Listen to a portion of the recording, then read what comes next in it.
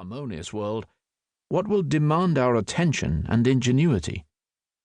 This question becomes doubly urgent given the immense new powers that biotechnology and information technology are providing us with. What will we do with all that power?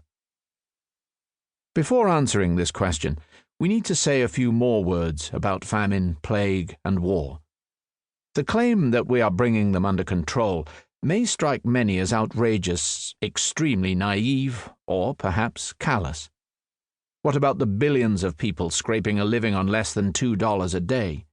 What about the ongoing AIDS crisis in Africa, or the wars raging in Syria and Iraq? To address these concerns, let us take a closer look at the world of the early 21st century before exploring the human agenda for the coming decades. The biological poverty line. Let's start with famine, which for thousands of years has been humanity's worst enemy. Until recently, most humans lived on the very edge of the biological poverty line, below which people succumb to malnutrition and hunger. A small mistake or a bit of bad luck could easily be a death sentence for an entire family or village. If heavy rains destroyed your wheat crop, or robbers carried off your goat herd, you and your loved ones may well have starved to death. Misfortune or stupidity on the collective level resulted in mass famines. When severe drought hit ancient Egypt or medieval India, it was not uncommon that 5 or 10% of the population perished.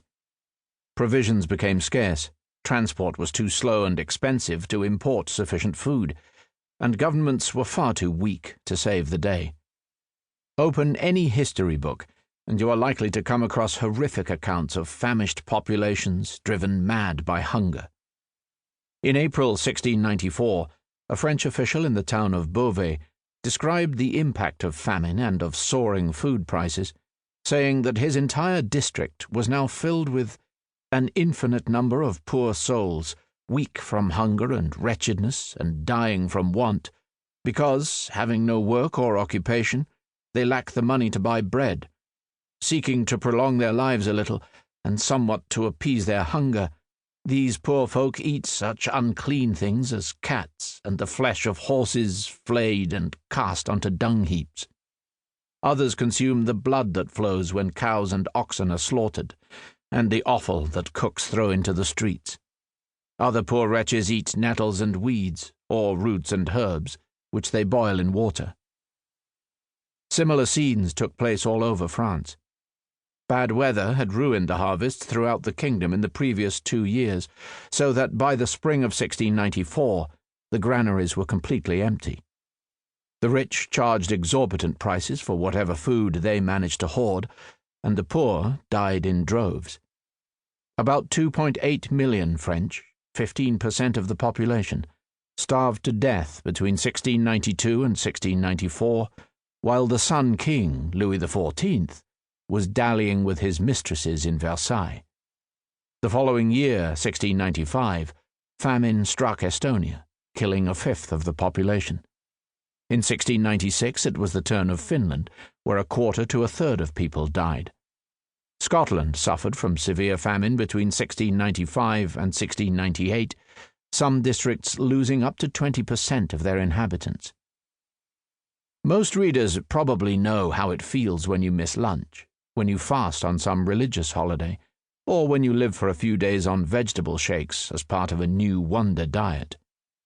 But how does it feel when you haven't eaten for days on end, and you have no clue where to get the next morsel of food?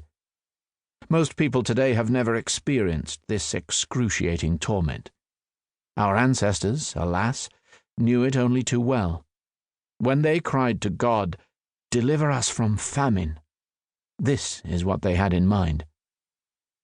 During the last 100 years, technological, economic, and political developments have created an increasingly robust safety net separating humankind from the biological poverty line. Mass famines still strike some areas from time to time, but they are exceptional, and they are almost always caused by human politics rather than by natural catastrophes.